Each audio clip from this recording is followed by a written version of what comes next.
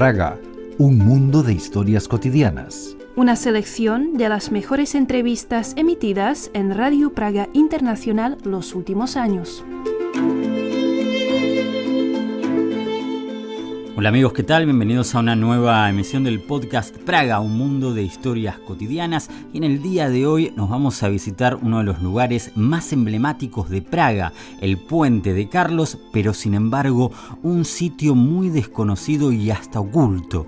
Hablamos de la Torre de Judith, que permanece cerrada al público y oculta en su interior un antiguo relieve románico y la historia del último hombre que vivió en ese lugar, tallando pájaros y rodeado de secretos.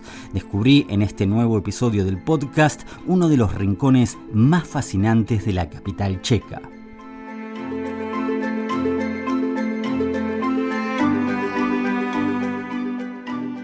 Ubicada del lado de Malastrana y construida en el siglo XII, la Torre de Judith le debe su nombre al predecesor del Puente de Carlos, el Puente de Judith, que se construyó entre 1158 y 1172, pero unas fuertes inundaciones lo terminaron por demoler en el año 1342.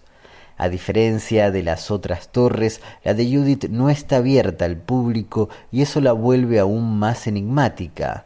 Lo cierto es que su escasa relación con el turismo es uno de los motivos por los que no sufrió grandes transformaciones a lo largo del tiempo, tal como nos cuenta Yaroslav Navratil, vendedor de la librería que está justo al lado y organizador de pequeñas visitas guiadas a lo largo y alto de la Torre de Judith, una de las construcciones más antiguas de Praga.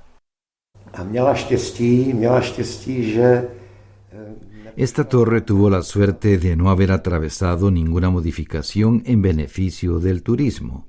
Eso nunca ha ocurrido aquí.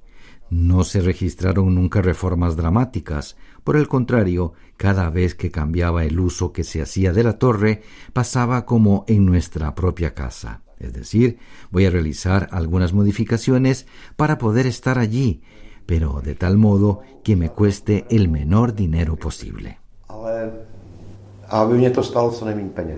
En efecto, la Torre de Judith, cuyos techos están siendo reparados, tuvo a lo largo de su historia distintos usos. Al principio servía como defensa del puente, luego funcionó como oficina de aduanas y durante el comunismo la policía secreta la utilizaba como centro de control, mientras que en la actualidad funciona ahí una librería y distintas salas de conferencia del Club de la Antigua Praga.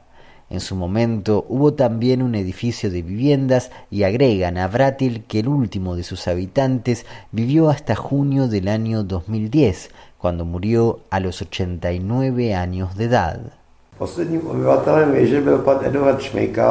El último habitante de la Torre de Judith fue el señor Edward Schmeikal. Se mudó probablemente con su madre y se sabe que se casó aquí y crió aquí a sus dos hijas, por lo que siempre estuvo íntimamente ligado a la historia de la torre. Se le conoce sobre todo por tallar pájaros de los árboles que luego pintaba o hacía pintar para traerlos aquí.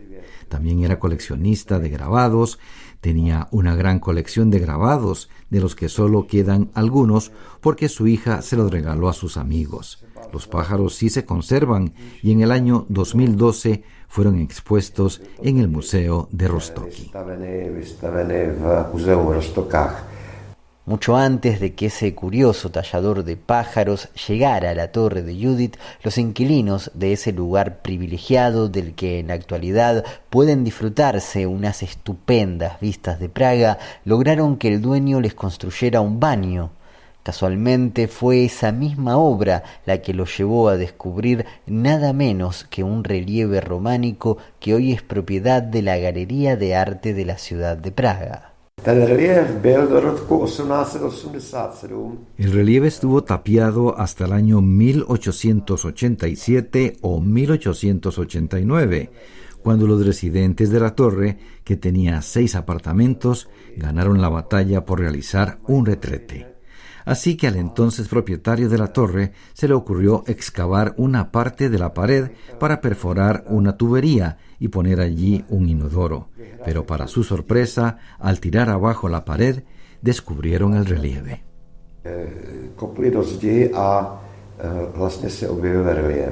En la actualidad el relieve está en una especie de vestíbulo que conduce a través de una escalera a las oficinas del Club de la Antigua Praga.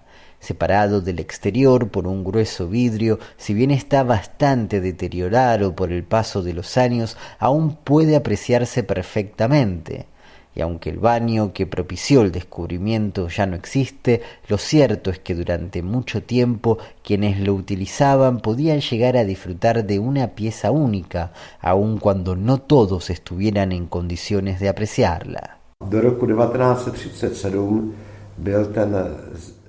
Hasta 1937 el relieve formaba parte del retrete, pero hay que tener en cuenta que en 1887 casi nadie podría haber comprendido el valor de la pieza, y para la gente que vivía aquí se trataba básicamente de un viejo trasto. Recién en 1937, los historiadores y especialistas en Praga, Cyril Merhout y Emanuel Poge, consiguieron impulsar la construcción de otro aseo más alejado de la torre, al otro lado del pabellón, para poder demoler la estructura provisional del pasillo con el objetivo de que el relieve fuera un poco más accesible.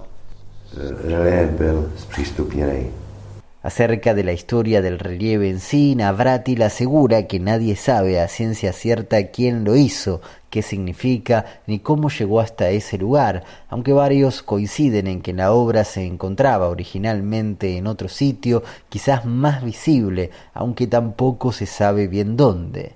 En definitiva, se trata de un enorme misterio sobre el cual existen solo algunas hipótesis que se remontan, por ejemplo, a los tiempos de los caballeros de la Orden de Malta o a explicaciones bastante más pragmáticas, como que el relieve y sus figuras raristas servían como referencia para que los visitantes pudieran hacerse una idea de las dimensiones del castillo. Hay dos explicaciones, pero podría haber muchas más. Una es que el relieve muestra la escena en la que Federico Barbarroja corona a Vladislav II, quien mandó a construir el puente de Judith. La otra es que el constructor del puente le está entregando al rey una maqueta del mismo, pero es cierto que hay muchas más interpretaciones. Incluso en la revista del Club de la Antigua Praga de la década del 50 se publicó un artículo en el que se recopilan todas esas posibles explicaciones. Al tratarse de una obra aislada que por lo tanto no cuenta con otros ejemplares similares, tampoco resulta sencillo identificar con precisión su origen. De hecho, algunos lo ubican en el siglo XII, en coincidencia con la creación del puente de Judith, pero otros consideran que fue realizado en la época en que se construyó el puente de Carlos. De lo que no hay dudas es que se trata de una obra muy antigua y de estilo románico, cuya creación implicaba, por supuesto, un gran lujo.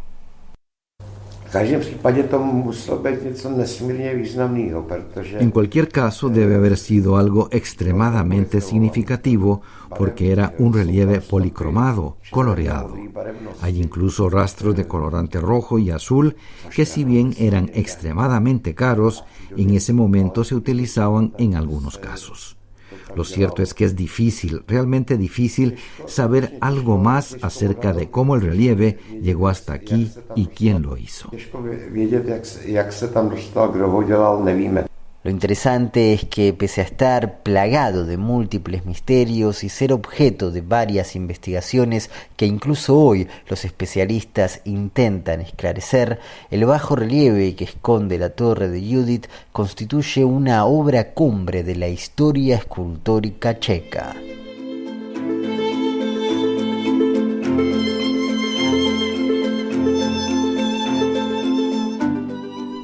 Llegamos, amigos, al final de este episodio. Esperemos que lo hayan disfrutado. Le agradecemos a Dagmar Hritkova de Kimot Dayo, que nos ha acompañado hoy en el sonido, y a ustedes, por supuesto, con quienes nos vamos a reencontrar la próxima semana. Hasta pronto.